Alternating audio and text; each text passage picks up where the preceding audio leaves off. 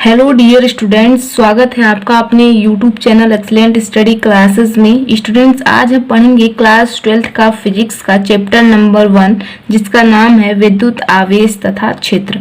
मैं आपको इस वीडियो में इस चैप्टर्स को नहीं पढ़ाने वाली हूँ। मैं इस वीडियो में आपको इस चैप्टर्स के जितने भी इम्पोर्टेंट क्वेश्चन हैं वो मैं आप लोगों को आज दिखाने वाली हूँ, ताकि आप लोग अपने बोर्ड एग्जाम में इन सभी क्वेश्चंस को अच्छे से पढ़ करके समझ करके जाएं और अपने बोर्ड एग्जाम में अच्छे अंक प्राप्त कर सकें। ठीक है, तो ये वीडियो उन सभी स्टूडेंट्स के लिए है जो क्लास 12th में हैं और बोर्ड एग्जाम की तैयारी कर रहे हैं। ठीक है, तो यदि आप लोग क्लास 12th में हैं और बोर्ड एग्जाम की तैयारी कर रहे हैं तो इस वीडियो को बिल्कुल भी स्किप मत कीजिएगा। ये वीडियो आपके लिए बहुत ही इम्पोर्टेंट है। इस वीडियो में हम देखेंगे बहुविकल्पी प्रश्नों को, ठीक है, अति लघु उत्तरी प्रश्नों को, लघु उत्तरी प्रश्नों को और विस्तृत उत्तरी प्रश्नों को। ठीक है, तो यानी कि हम इस वीडियो में देखने वाले हैं बहुविकल्पी प्रश्न। ठीक है, बहुविकल्पी प्रश्न से लेकर के हम इस वीडियो में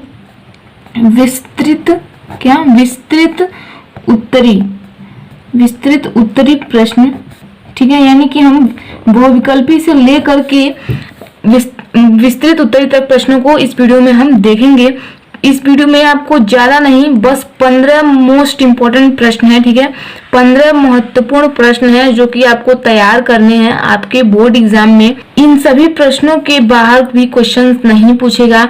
ठीक है, आप अदरवाइज क्वेश्चंस तैयार करते हैं वो ठीक है, लेकिन इन सब जो 15 क्वेश्चन मैं आपको बता रही हूँ, आपको बोर्ड एग्जाम में इन सभी प्रश्नों को तैयार करके जाना है। यदि आप इन सभी प्रश्नों को तैयार करके जाते हैं तो आपको अपने बोर्ड एग्जाम में इन प्रश्नों में से जरूर वहां पे प्रश्न देखने को मिलेंगे। ठीक है, बोर्ड एग्जाम को आपको बेहतर बनाने के लिए मैंने इन सभी चैप्टर्स की, फिजिक्स के सभी चैप्टर्स जो हैं उन सभी के इंपॉर्टेंट क्वेश्चन आपको प्रोवाइड कराऊंगी, ताकि आप लोग फिजिक्स में 95 तो ला ही सकें। ठीक है, आपके बोर्ड एग्जाम में 70 नंबर का ये क्वेश्चन पूछा जाता है। ठीक है, 70 नंबर का आता है, लेकिन यदि आप लोग हमारे बताए गए सभी प्रश्नों को अच्छे से तैयार करते हैं और समझते हैं तो आपको 65% तो हम ही दिलवाएंगे। ठीक है, यानी कि 65 नंबर आपको फिजिक्स में लाना ही लाना है। बस आपको क्या करना है, आपको बताए गए सभी प्रश्नों को अच्छे से तैयार करना है और समझना है। ठीक है, इस चैप्टर्स के जितने भी इम्पोर्टेंट न्यूमेरिकल हैं वो भी मैं आपको करवाऊंगी। ठीक है, तो टेंशन लेने की जरूरत नहीं है, बस आप लोग अच्छे से पढ़ते रहिए। ठीक है, तो चलिए हम वीडियो को स्टार्ट कर लेते हैं और समझते हैं कि विद्युत आवेश तथा क्षेत्र के महत्वपूर्ण प्रश्न क्या हैं। ठीक है, तो चलिए हम वीडियो को स्टार्ट करते हैं। स्टूडेंट्स, 15 महत्वपूर्ण प्रश्नों में सबसे पहले आपका बहुविकल्पी प्रश्न है। ठीक है, बहुविकल्पी प्रश्नों को पहले हम बताएंगे, उसके बाद अति लघु उत्तरी, फिर लघु उत्तरी, फिर विस्तृत, सभी को एक साथ लेकर के हम चलेंगे। 15 प्रश्न हैं आपके पास, इन सभी प्रश्नों को आपको तैयार करने हैं। तो इसमें से सबसे पहला प्रश्न आपका कौन सा है, बहुत ही इंपॉर्टेंट है। ये सभी क्वेश्चंस आपके बोर्ड एग्जाम में रिपीटेड क्वेश्चन है। ठीक है, बोर्ड एग्जाम में ये प्रश्न आए हुए हैं, तो आपको इन सभी क्वेश्चन को बिल्कुल भी मिस नहीं करना है, आपको इन्हें प्रिपेयर जरूर करना है। ठीक है, अगर हमारी कही हुई बात को आप मानते हैं और इन सभी क्वेश्चंस को तैयार करते हैं तो 100% बता रहे हैं ये क्वेश्चंस जो है बहुत इंपॉर्टेंट है, आपके बोर्ड एग्जाम में आ सकते हैं। ठीक है, तो चलिए अब हम देख लेते हैं पहला क्वेश्चन क्या है। विद्युत फ्लक्स का मात्रक है। ठीक है, विद्युत फ्लक्स का मात्रक, यहाँ पे आपको 4 ऑप्शन दिए गए हैं। पहला है न्यूटन प्रति कूलाम, दूसरा है वोल्ट मीटर, तीसरा है वोल्ट प्रति मीटर, चौथा है न्यूटन मीटर प्रति कूलाम। कई सारे स्टूडेंट्स को ये पता भी होगा। ठीक है, लेकिन आपको अभी क्वेश्चंस में बने रहने हैं। आगे के जो क्वेश्चंस हैं आई होप आपको वो सभी क्वेश्चंस नहीं पता होंगे, लेकिन वो सब क्वेश्चंस बहुत ही इंपॉर्टेंट हैं, तो वीडियो को लास्ट तक जरूर देखिएगा। ठीक है, तो इसमें से आपका राइट आंसर क्या हो जाएगा, वोल्ट प्रति मीटर, यानी वोल्ट मीटर, सॉरी क्या हो जाएगा, वोल्ट मीटर। ये क्या है, राइट आंसर है। आगे का हम नेक्स्ट देख लेते हैं। ऐसे ही दूसरा क्वेश्चन देखिए, विद्युत क्षेत्र की तीव्रता का मात्रक है। विद्युत क्षेत्र की तीव्रता का मात्रक क्या है, यहाँ पे आपको 4 ऑप्शन दिए गए हैं। कूलाम प्रति न्यूटन, दूसरा है जूल प्रति न्यूटन, तीसरा है न्यूटन प्रति कूलाम और चौथा है न्यूटन प्रति मीटर। तो यहाँ पे आपको 4 ऑप्शन दिए गए हैं, तो इसका राइट आंसर हो जाएगा न्यूटन प्रति कूलाम। ठीक है, तो ये इसका राइट आंसर है न्यूटन प्रति कूलाम। ठीक है, आगे का हम नेक्स्ट क्वेश्चन देखेंगे। ये भी क्वेश्चन बहुत ही इंपॉर्टेंट है। तो यहाँ पे क्वेश्चन क्या कह रहा है, 8 कूलम ऋण आवेश में उपस्थित इलेक्ट्रॉनों की संख्या है। ठीक है, तो इसमें आपको ऐसे तो पता नहीं चलेगा, इसको आपको सॉल्व करना पड़ेगा। अब सॉल्व कैसे करेंगे वो मैं आपको जरूर बताऊंगी। ठीक है, तो देखिए कैसे सॉल्व करेंगे। क्या कह रहा है, कह रहा है कूलम कितना है, 8 कूलम है। ठीक है, तो आवेश है ये, तो आवेश को हम किससे करते हैं, ये Q से। ठीक है, तो कितना है ये 8 है, 8 कूलम है। उसके बाद ये देखिए क्या कह रहा है, आवेश में उपस्थित इलेक्ट्रॉनों की संख्या। क्या पूछ रहा है, इलेक्ट्रॉनों की संख्या पूछ रहा है।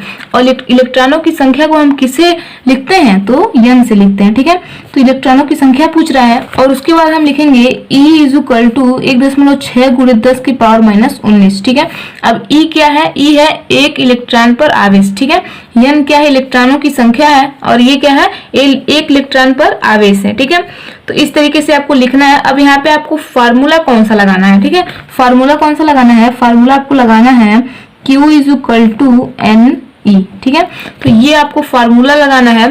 तो आपको कैसे इसमें हल करना है, आपको ये निकालना है इलेक्ट्रॉनों की संख्या, तो आपको E को इधर भेजना पड़ेगा। तो ये हो जाएगा Q upon E is equal to N।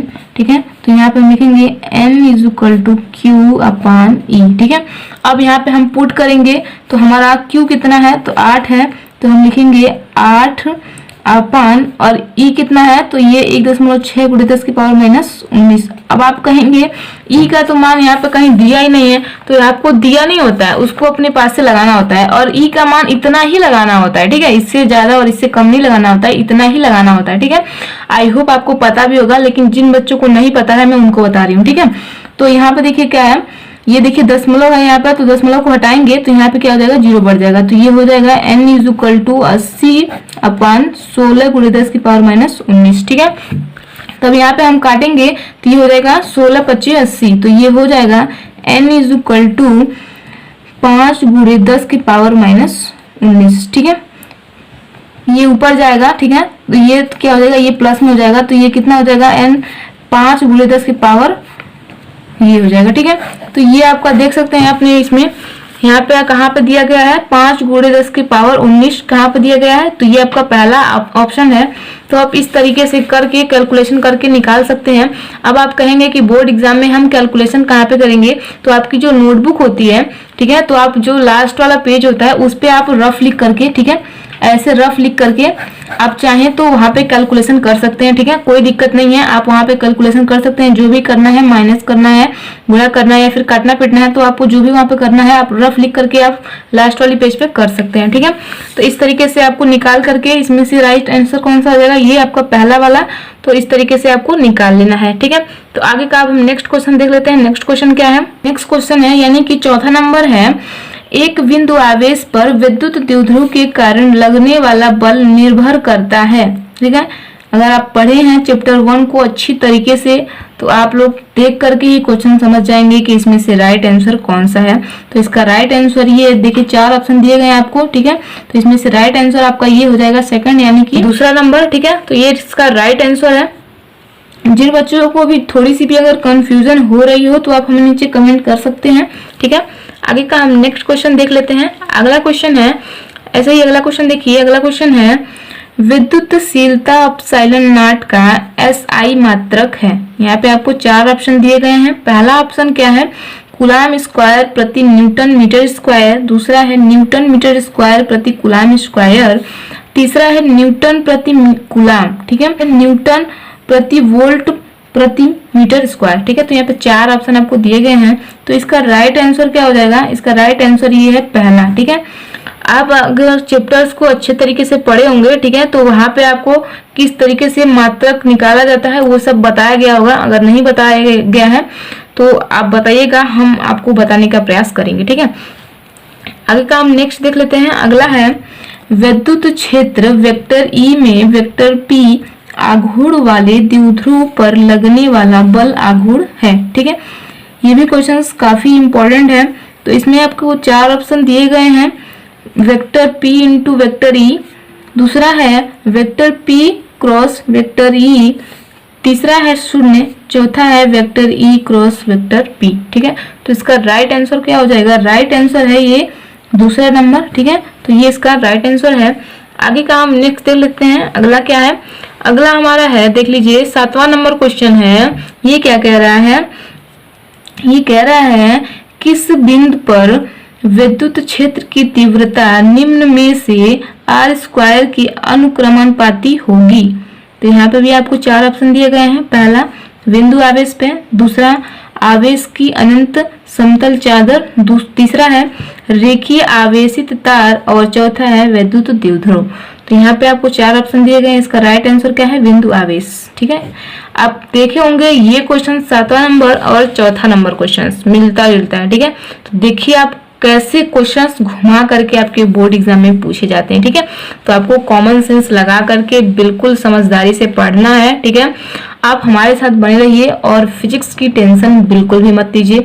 बस हमारे द्वारा बताए गए सभी प्रश्नों को आपको तैयार करना है और जितने भी न्यूमेरिकल्स हैं वो मैं आपको प्रोवाइड कराऊंगी, वो भी आपको तैयार करने हैं। ठीक है, तो आगे के हम नेक्स्ट क्वेश्चन जो है उनको देख लेते हैं।